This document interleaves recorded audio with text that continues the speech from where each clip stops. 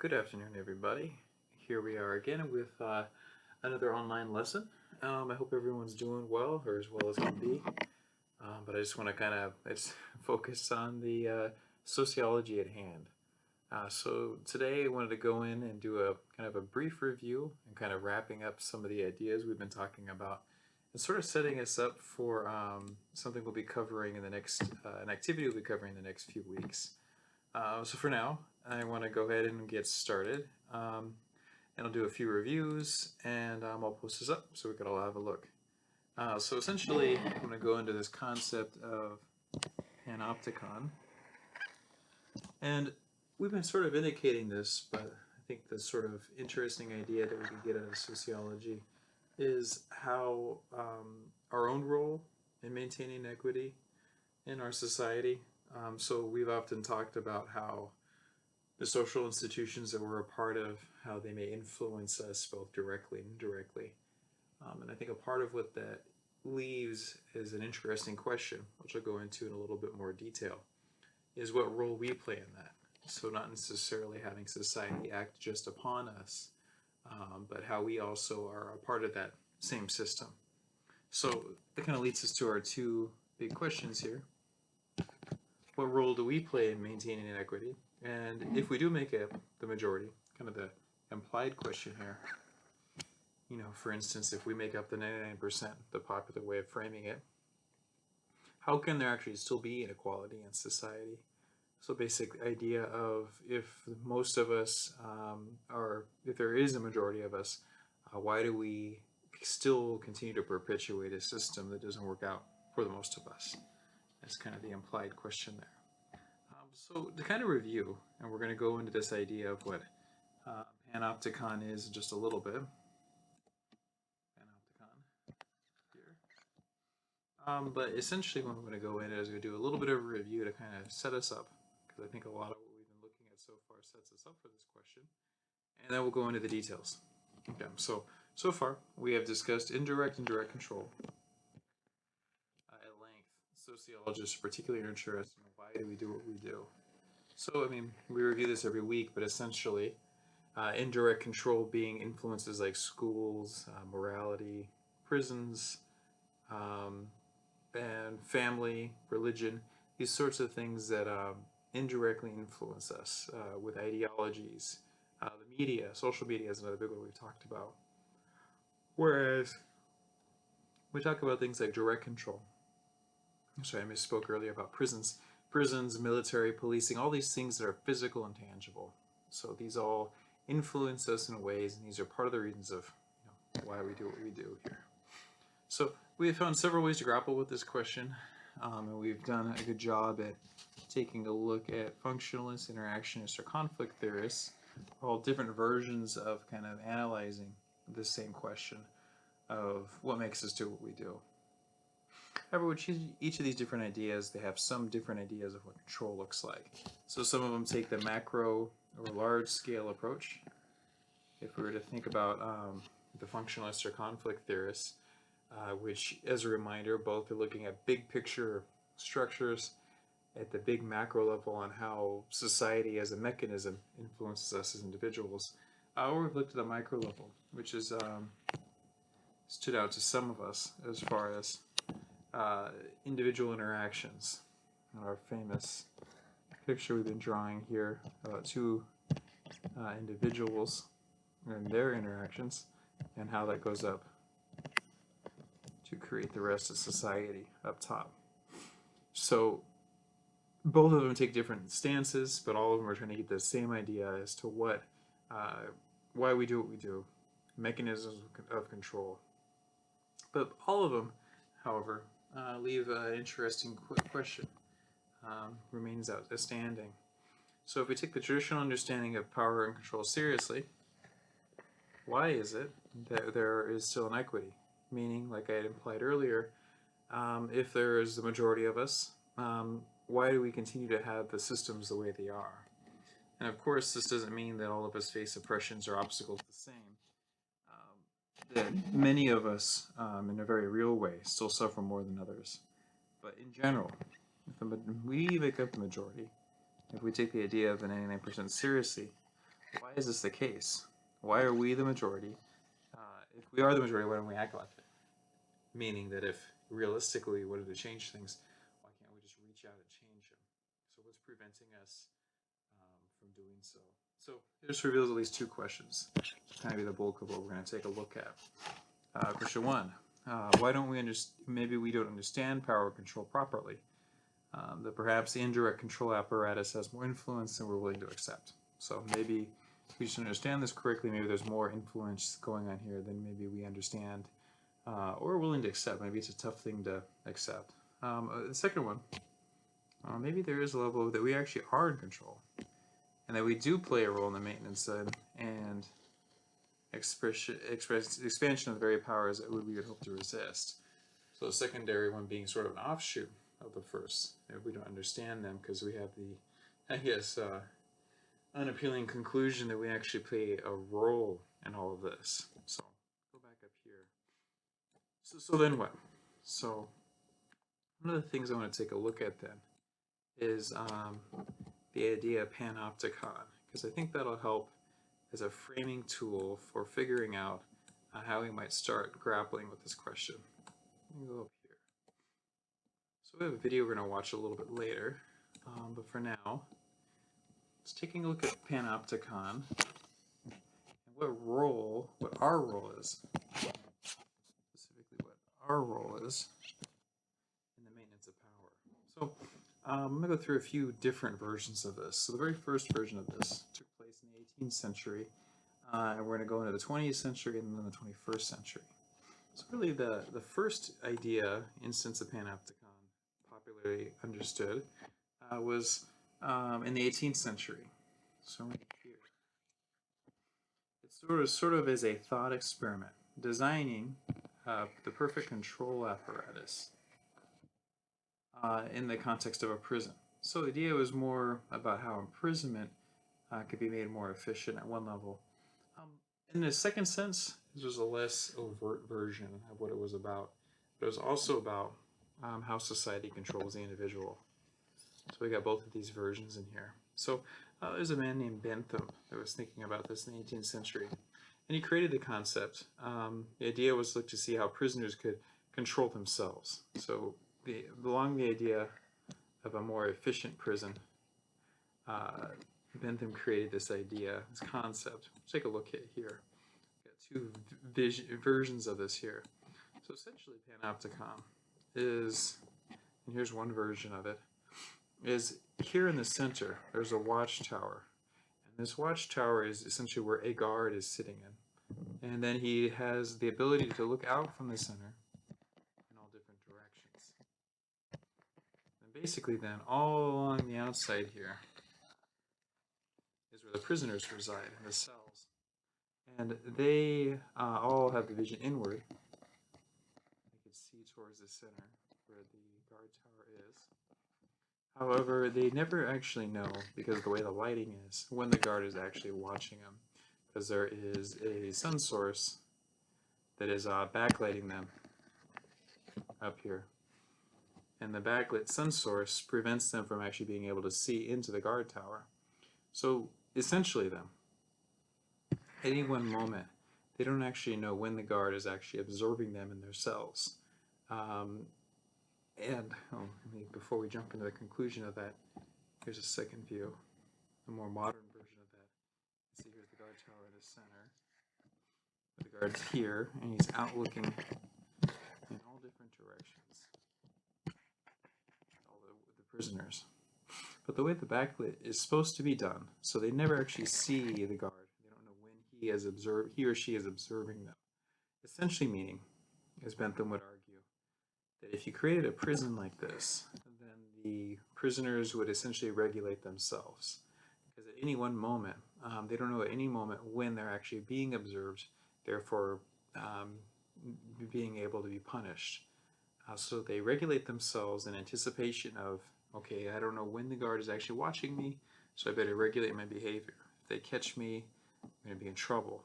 So in essence, if you were to take this thought experiment to its extreme, if you really could not see in the center spot here, you actually could have a situation where there may be actually no guard on the inside. There's no one actually watching, but that people regulate themselves in anticipation of being watched. And if given enough time, you'd anticipate then that the prisoners themselves would almost naturally be following the orders of what they were supposed to be doing um, without even questioning it. So it sort of becomes a problem here, and Bentham would argue, is that this would create an ideal prisoner because the prisoners would watch themselves. So I mean, if you were to think about this in more contemporary context, at the very least, it would be a cost-saving measure because prisoners would take care of themselves. You would actually need to have enforcement, and really, you would only have guards there when the situation was very dire. So here, Bentham argued that each of the prisoners would do as they were told in order to prevent punishment or retaliation. So we move along a little bit into the 20th century. And this is sort of where it starts to get interesting in our contemporary context. So Michel Foucault took Bentham's idea and wanted to apply it to the 20th century. So he was essentially saying, what happens if we take this idea and realize it in the 20th century context with the innovation of technology, media, and some of the other things that we talk about. What happens when these things are part of the game? What does that happen with as far as this all-seeing eye problem? So Foucault was doing this essentially because he was interested in understanding power and social control. And he started to see the frightening implications of what would happen once you added technology and media to the mix. So Foucault was essentially writing in this, I'm explaining his context helps a little bit here. So Foucault's context, he's working in a post-Freud era. So he wasn't necessarily writing about Freud, but the ideas of Freud, like the subconscious, what roles does the subconscious play in maintaining power? So subconscious control is in regulating behavior, and not necessarily following overt control, but more of the things we've been talking about in class. Indirect, covert control. So that, along with the rise in technology, mass media, globalization, of course, in 20th century capitalism and consumer culture. So from all these spiraling influences, Foucault sees the potential of what a self-regulating society now more than ever could potentially mean.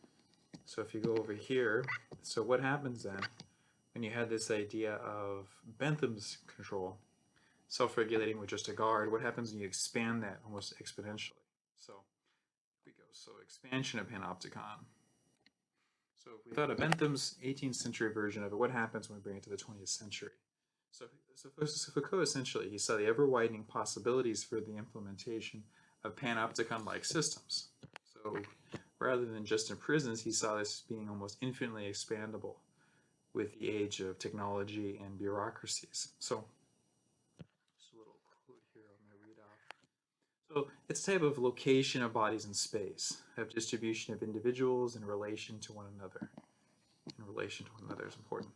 Of hierarchical organization, of disposition of centers and channels of power, of definition of the instruments and modes of intervention of power, which can be implemented in hospitals, workshops, schools, and prisons. So, like we've been talking about, relations are important. We're talking about sociology and how these relations relate to power. So here we see that Foucault is seeing how power now distributed more widely, not necessarily, if we were to think about it as before, in the era of royalty, you'd have the king or queen on top, and then there's a very clear idea of what power looked like. But now we have this era of the modern, where power is spread out all over the place, where maybe you have political power, economic power, and it's a little bit more decentered. So in this era, what happens then when you are able to regulate powers? It starts to be more applicable to prisons, schools, hospitals, workshops, and probably argue businesses. What happens then? So this idea of panopticon, of this all-seeing eye and self-regulation, what happens then. So here's a link. Here's a link right here. We'll watch it right now and I'll also post it. So let's go ahead and take a look at that. So there's a quick, well, sort of quick link of what Foucault was all about. Then we'll go into more details on our own. In part 1, we talked about French philosopher Michel Foucault's thesis that the penal system, that's laws, policing and surveillance, exists not to prevent crime, but to defend the power of the ruling class. And that was supposed to explain some of the odd and inconsistent ways we see those systems actually being applied in the real world.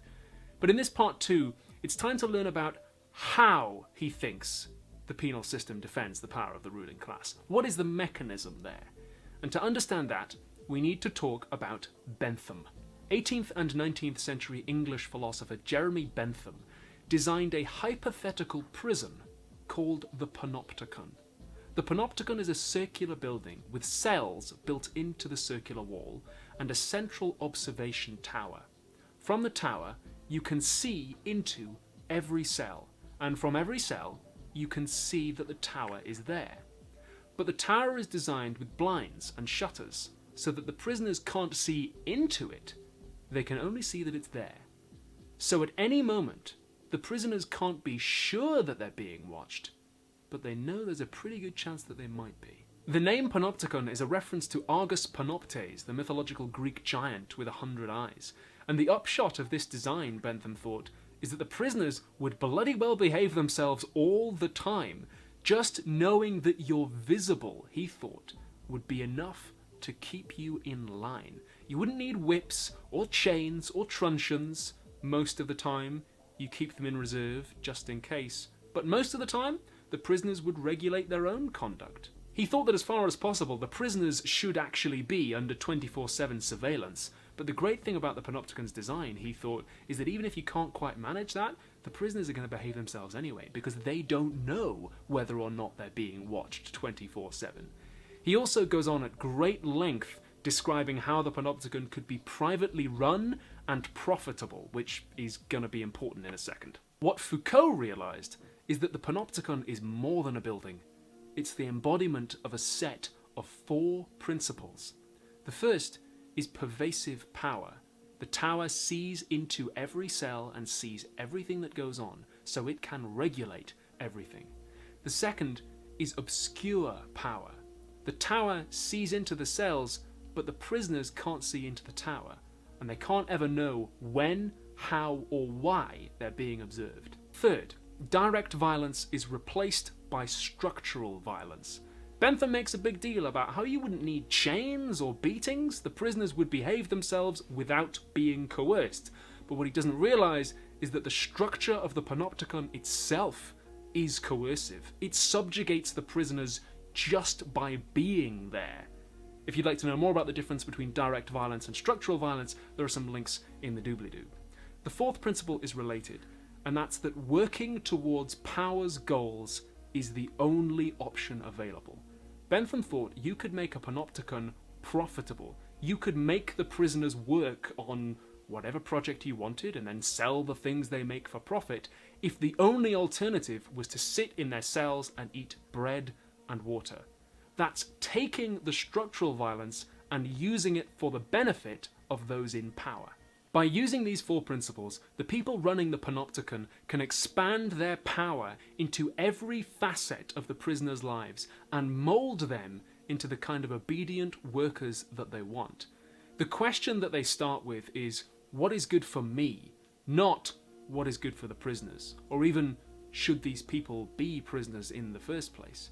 And because the Panopticon is a set of principles, Bentham thought you could make a panoptic hospital, you could make a panoptic school, you could make a panoptic mental ward.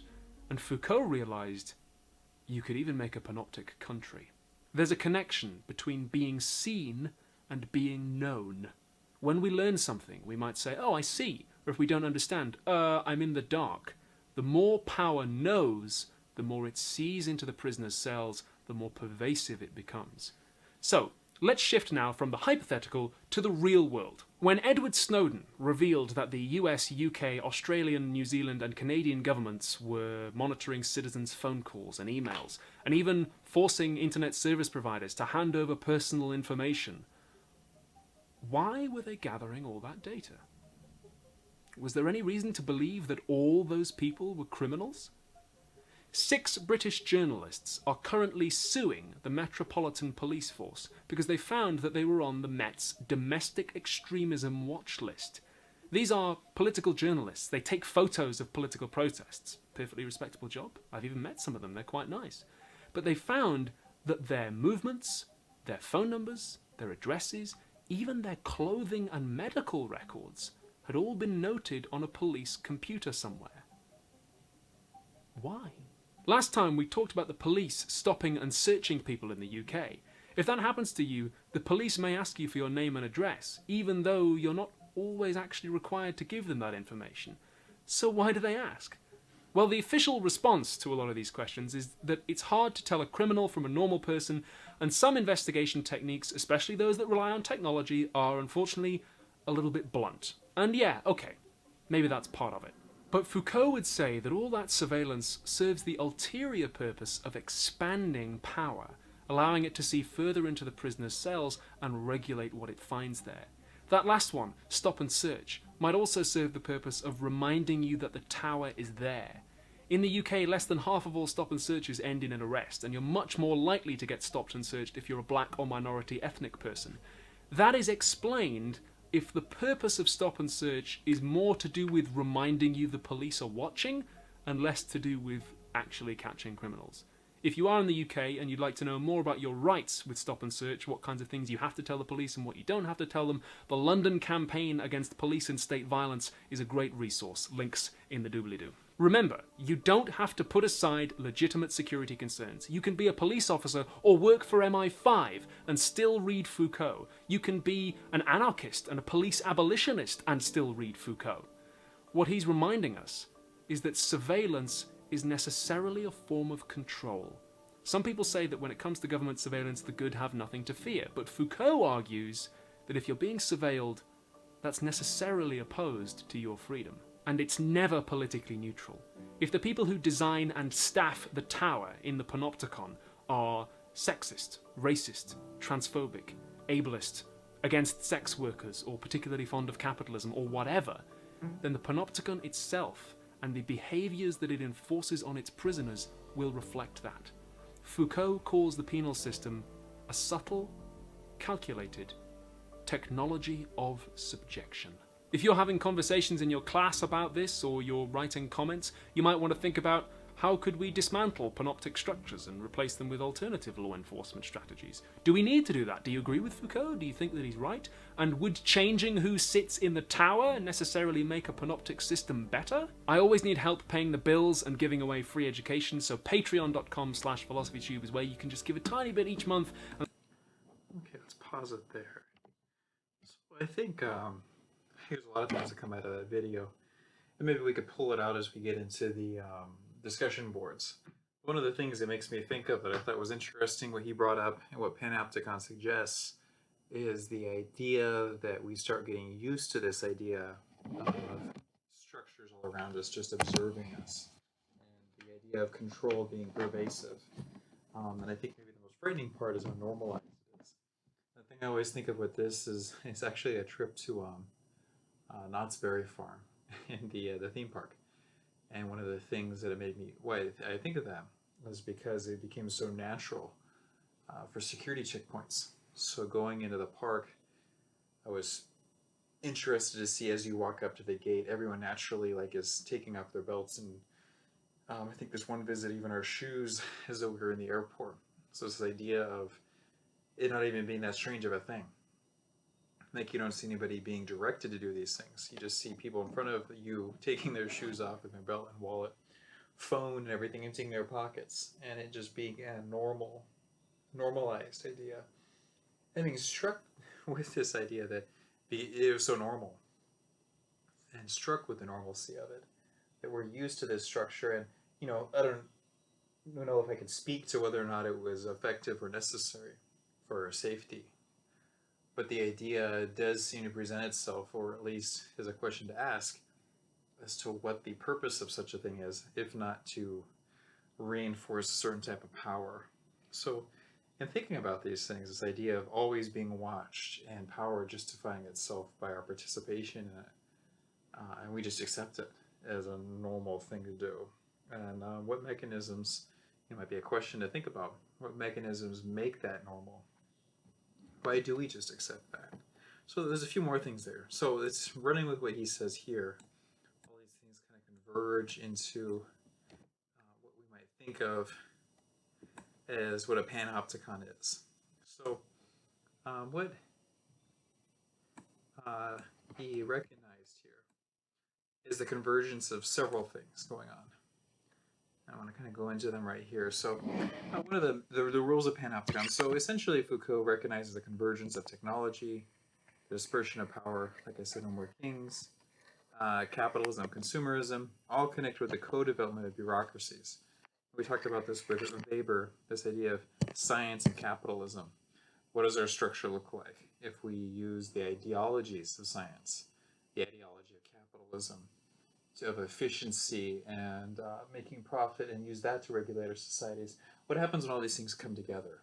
And how do you get control out of that system? You no longer necessarily need the overt or direct control of policing, prisons, etc., like we talked about, where the indirect control becomes more interesting. And what role do we play in that? Okay, so, yeah, several rules of Panopticon, which to me seem to intersect a lot with the ideas of bureaucracies. So one being the internalization of rules and regulations. So I guess even like the Knott's Berry Farm example, on how we're just used to being regulated and following the regulations.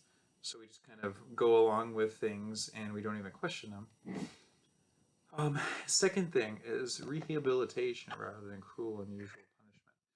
Foucault did a study on punishment and noted before how punishments used to be rather public and extreme. Open air, like corporal punishment things. But as time has gone on, the regulations become more hidden. Like when you talk about when we do have them in modern day, they're usually not public. Like an execution will be done behind layers of security, behind walls. You no longer really see it, right? So rather than having these things out in the open, we have judges of normalcy are present everywhere. We're in the society of teacher judge, the doctor judge, the educator judge, the social worker judge. So in essence, this idea of everybody as a judge, and whether you're following the regulations or not. And and I think where you might see us going with this is the era of social media. What does that look like? What role is this? Things like the judge ending here, doctor judge, teacher judge. What about peer judge, social media judge? Of where we find normative behavior or what is acceptable behavior is being regulated just by people in our society. So individual, wherever he may find himself, subjects his body, gestures, behaviors, attitudes, and his achievements to this judgment. You have to recall too that he is writing, or Foucault is writing pre social media. He's writing in the 20th century. He's talking about regular media, and just imagine what he would be thinking if we saw this idea of social media era, especially with this next one. So surveillance into ever more private aspects of our lives. So we may think surveillance, even in that video we just saw about Edward Snowden, but we also might think about what surveillance looks like now. Is it as much government surveillance as much as it is private surveillance or peer surveillance? Just even thinking about, I have the app at our home. We have the Ring app, where you have access to thousands of people all watching each other and judging each other. What is a strange person doing on our street? Things like that. Fourth point that he brings up, we're talking about the prevalence of the information society. So more and more of what it is to regulate a panopticon is having information on people. So society organized around the gathering, processing, and storage of data, which we see more than ever. Like data literally is currency now. And it linked with this in order to regulate all this data is bureaucracy. So there's a whole new labor force that he predicts, or that he saw the initial stages of, being regulated to produce and get the relevant information of said data. And these last two are much like where we see in bureaucracies efficiency. This is the connection with capitalism and science. Value placed on the most efficient means of organizing data and individuals to affect the mass production and dissemination of more goods and information, even if it's at the expense of exploitation or injustice. Or the final one here, specialization. Members of the workforce are organized in increasingly specialized fields, so much that we are increasingly relying on other experts to complete tasks that we have previously been shared with common knowledge. So I mean, we kind of see this all over the place, and that you can't do much on your own anymore. There's an expert for everything. And you see it for myself in the academic field, how we don't necessarily have general knowledge, we have very specific knowledge. We get a degree not in philosophy in general, or a degree not in education in general, but a very specific subtask of all of that. So given all this then, so where do we go from here? Sort of the next one. So if we're to take all this in, really think about what Foucault's talking about, and move over here into some of these questions. So where do we go from here? Where do you all see this as being relevant to our contemporary era? If we were to really think about all this, how do we apply Panopticon to our understanding of sociology, overt and covert control? How do we see Panopticon applied today? And I did some indication of this, but if we were to look at Foucault's vision of the 20th century, what do we see this in the 21st century? Is Foucault's view more relevant than ever? Specifically talking about social media and extreme advancements in technology. Where do we go with that? And how do we see this idea, those 7 principles, applying now, possibly more than ever? And what again, we've been asking these questions consistently. How free are we really? Ask that within this vision. What about power and freedom, and the everyday encroachments of security? I was talking about the Knott's Berry Farm example, but I'm sure you all have this, whether it was at schools or airports, or even just walking down the street, depending on what neighborhood you're in, or how the police view you in our society. Do you see this as a bad thing for freedom? Do we see possibility in it? Do we see hope? What would we need to do to kind of challenge this? Any and all of these questions as we move forward. What do we think about Panopticon? And where do we go from here?